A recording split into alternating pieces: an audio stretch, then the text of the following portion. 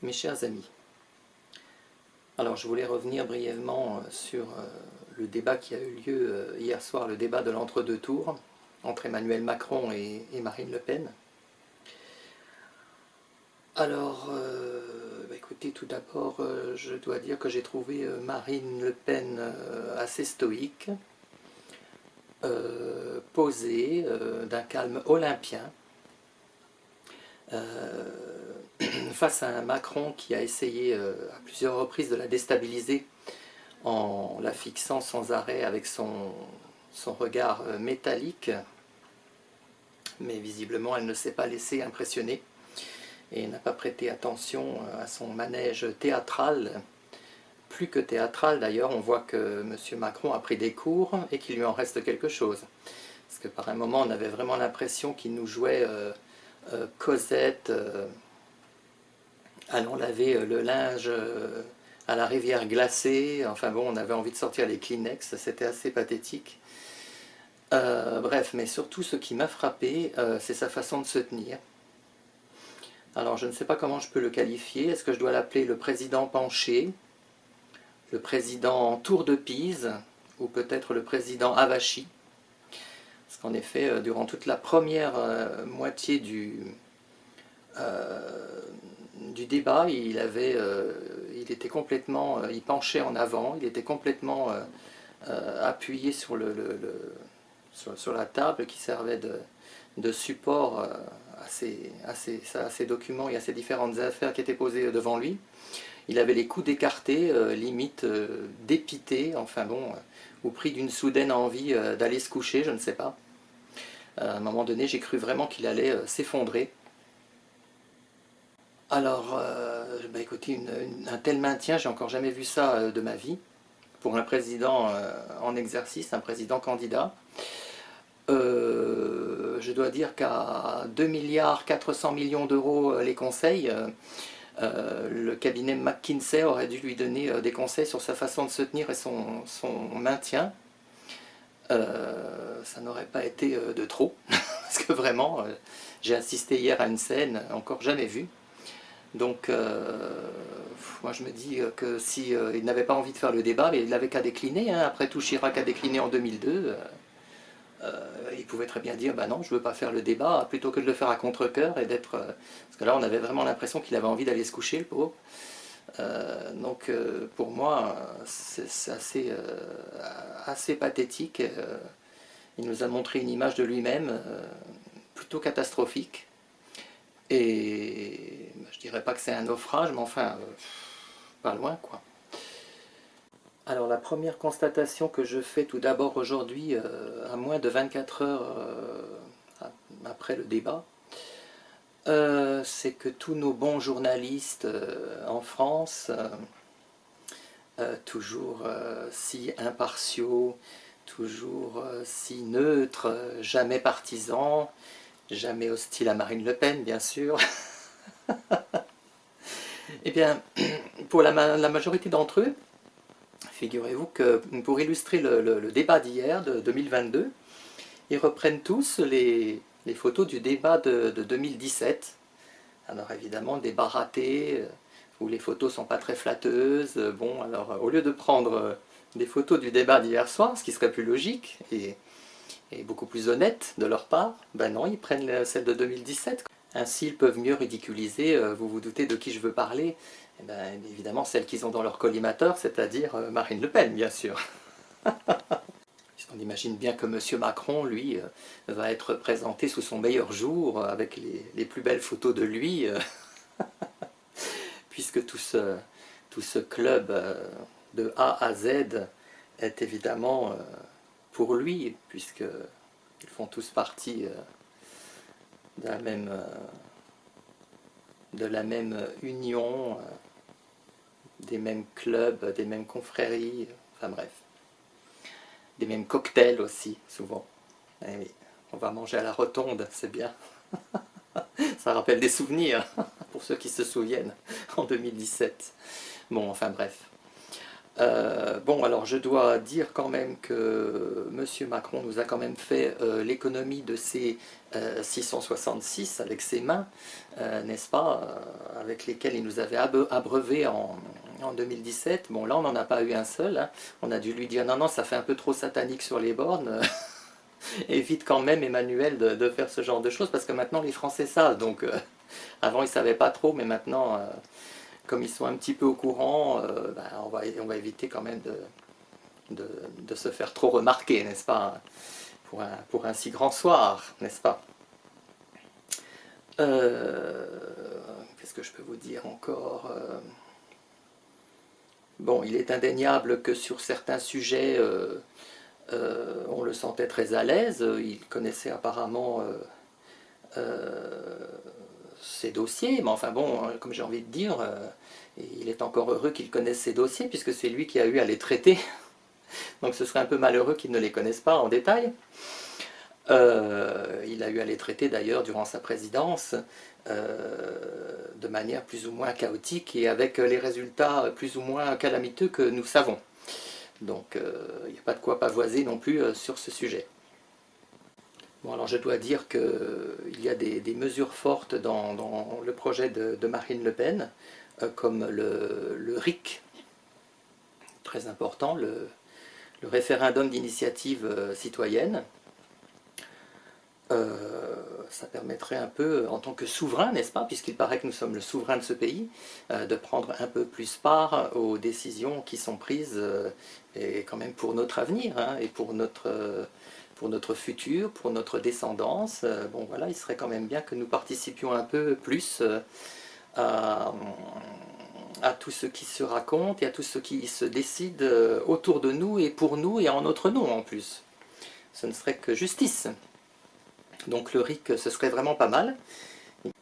Évidemment, on a bien compris que M. Macron était assez allergique au référendum en général, donc il ne faut pas attendre à ce qu'il nous fasse des référendums s'il est réélu pour un deuxième mandat, étant donné qu'il ne l'a pas du tout fait lors de son premier mandat. De toute façon, il a très très peur de ce que pourrait décider le peuple, qui pourrait être évidemment contre certaines de ses décisions et donc le désavouer. Donc, parce qu'à chaque fois qu'il est contrarié, que son contradicteur lui dit ses quatre vérités, on voit bien hier soir, il était très très mal à l'aise, il était avachi sur sa chaise, il était comme ça sur le côté, après il mettait ses mains comme ça, bon, il savait pas trop comment faire, il savait pas où les mettre, ses mains d'ailleurs. On l'a senti quand même assez nerveux quand Marine lui a dit certaines de ses vérités, notamment sur son bilan qui est quand même assez calamiteux. Alors Marine Le Pen veut également instaurer la proportionnelle, ce qui serait quand même enfin justice également, parce que de nombreuses formations politiques en France ne sont quasiment pas représentées ou très mal représentées au Parlement. Donc c'est quand même assez scandaleux, je dois dire, dans un pays qui se dit démocratique. Mais bon, depuis le temps qu'on nous promet la proportionnelle, c'est toujours pas fait. Donc si Marine Le Pen le faisait enfin, waouh, ça serait vraiment super, quoi. Bah, écoutez, le référendum sur l'immigration, hein, ça c'est pareil. Pour ce genre de décision, ce genre de politique qui engage pendant des années l'avenir de la France et donc l'avenir de son peuple. Je pense qu'il serait nécessaire quand même de consulter le peuple pour savoir ce qu'il en pense, pour savoir s'il a envie d'accueillir toute la planète, ou si il a envie de mettre enfin un frein sur ce que je considère comme une lente invasion de notre territoire par des populations qui arrivent de partout, à tel point que le matin quand on prend le tram, ça parle tous les charabia, sauf le français bien évidemment, ou très mal. Bon, voilà, ça commence à bien faire, quoi. C'est pas par méchanceté gratuite envers les gens. Tous les habitants de cette planète sont des humains qui sont égaux entre eux, mais bon, il y a un moment donné, on n'a plus les moyens. Hein. On n'a plus les moyens d'accueillir toute la planète, de nourrir tout le monde, de loger tout le monde, de scolariser tout le monde. Et bien souvent pour peu de remerciements, quand on voit comment certains nous traitent et nous agressent ensuite, il y a un moment donné, la générosité a ses limites, hein, tout de même. Hein. Voilà, mais enfin, donc si je récapitule, le RIC, la proportionnelle et le référendum sur l'immigration, ce serait quand même, si Marine Le Pen était élue présidente ce 24 avril, une grosse bouffée d'air démocratique dans ce pays qui en a bien besoin. Alors évidemment, ce que je constate sans surprise, c'est qu'à chaque fois que Marine Le Pen propose quelque chose, évidemment pour M. Macron, c'est toujours ah oui, mais c'est pas possible, parce que c'est anticonstitutionnel, parce que le Conseil constitutionnel va dire non, parce que l'Union européenne va dire non, en fait, toujours, tout le monde va toujours dire non. Donc en fait, avec lui, rien n'est possible, hein, bien sûr. Moi j'ai envie de dire qu'une loi, ça se supprime. Hein. Une loi, ça se crée, et une loi, ça s'amende. Soit quand elle pose un problème, soit quand elle n'est plus en adéquation avec la société du moment. Voilà, une constitution, c'est idem. Une constitution, ça se change ou ça se modifie. C'est juste un bout de papier, hein, et ça n'est pas inscrit dans la pierre. On n'est pas condamné à vivre durant des siècles sous le joug d'un dogme dicté en 1958 en l'occurrence, qui actuellement nous mène au naufrage, à la ruine économique, politique, à la décadence sociétale, et j'en passe. On peut très bien changer la Constitution, ou en tout cas la modifier. Alors, M. Macron nous explique, par exemple, hier soir, que ma foi, il n'y aurait pas assez éventuellement de policiers en France pour verbaliser des femmes particulièrement voilées, mais alors complètement, jusqu'aux dents, on va dire, si jamais Marine Le Pen était élue présidente le 24 et qu'elle mettait en place sa politique d'interdiction du voile sur la voie publique, voile islamique. Écoutez, je suis ravi d'apprendre qu'il n'y aurait pas assez de policiers pour verbaliser ces femmes, alors que M. Macron a trouvé tous les policiers nécessaires pour verbaliser les Français, hein, pour les matraquer à coups d'amende, juste parce qu'ils oubliaient ou ne voulaient pas porter le masque dans la rue il y a quelques mois. Hein. Donc pour taper sur les Français, c'est toujours bien, il y a toujours ce qu'il faut. Mais par contre, quand il s'agit de toucher à ces petits protégés, notamment ces protégés islamistes, eh bien, écoutez, il n'y a plus assez d'effectifs, il n'y a plus de police, il n'y a plus rien, on ne peut plus rien faire. Voilà, c'est génial, c'est la vision c'est le monde de M. Macron, un monde dont j'espère sortir bientôt parce que c'est effrayant, hein, c'est effrayant. Et ensuite il fait passer Marine Le Pen pour une hydre terrifiante qui apporterait toutes les plaies possibles et imaginables sur la France, alors que lui, excusez-moi, mais vu ce qu'il nous a fait subir durant 5 ans, et notamment au cours des deux dernières années, waouh, je dois dire que il manque pas de culot le mec. Hein. Bon, alors il y a aussi quelque chose qui m'insupporte, c'est qu'ils se revendiquent tous du général de Gaulle, bien sûr, comme d'habitude, les Macron et compagnie, les Hollande, les Sarkozy, les Giscard d'Estaing, les Mitterrand, les Pompidou, enfin toute la clique depuis 50 ans, hein, si on remonte, tous ceux qui ont fait du beau travail pour nous mener là où nous sommes aujourd'hui. Hein. Ils se revendiquent tous du général de Gaulle, mais enfin j'ai envie de leur dire que si le vieux général se relevait d'entre les morts aujourd'hui, il viendrait très certainement leur botter les fesses, et il aurait bien raison, en leur rappelant tous ces scélérats qu'ils sont tous la honte de la France après l'avoir ouverte à tous les vents, après l'avoir vendue à la découpe aux plus offrants, après avoir assassiné sa souveraineté en la remettant entre les mains d'une poignée de vautours cupides à Bruxelles, des bureaucrates même pas élus des peuples européens et complètement déconnectés des réalités et des souffrances de près de 400 millions d'âmes. Enfin, ça aussi c'est risible, quoi. Ouais, sacré général de Gaulle, quoi. S'il voyait ça, s'il voyait ce que les uns et les autres ont fait de sa création, la Ve République, je crois qu'il hallucinerait, le pauvre. Il voudrait retourner dans sa tombe, du coup, si ça se trouve.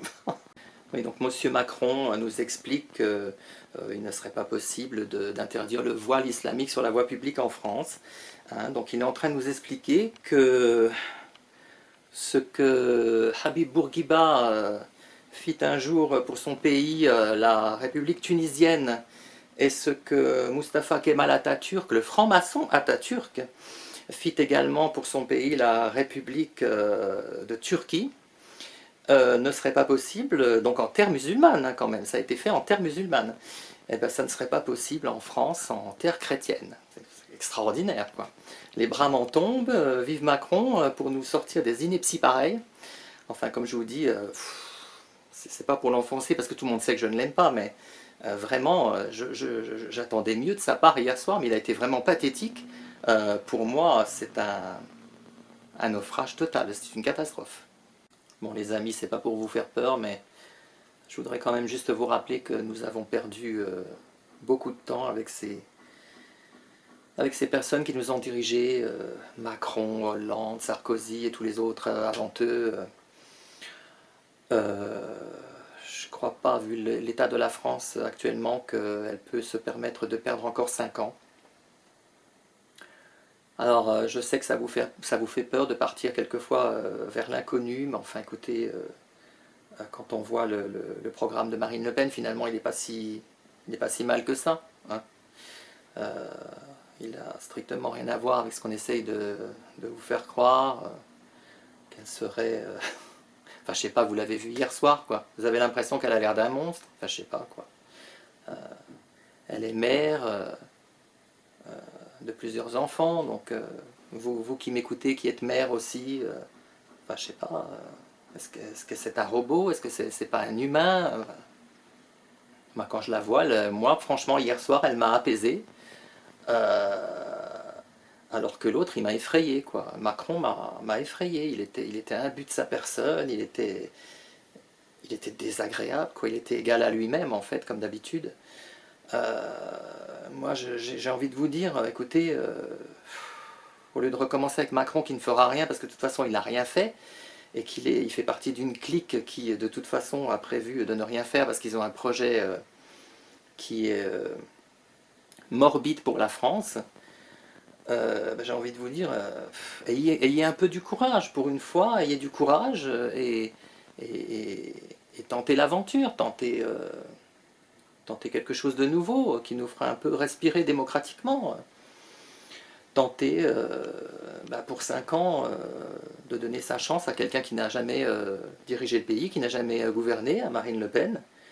Et ma foi, écoutez, si dans 5 ans elle n'a rien fait, qu'elle est nulle, au moins comme ça vous serez débarrassé d'elle, vous pourrez la virer.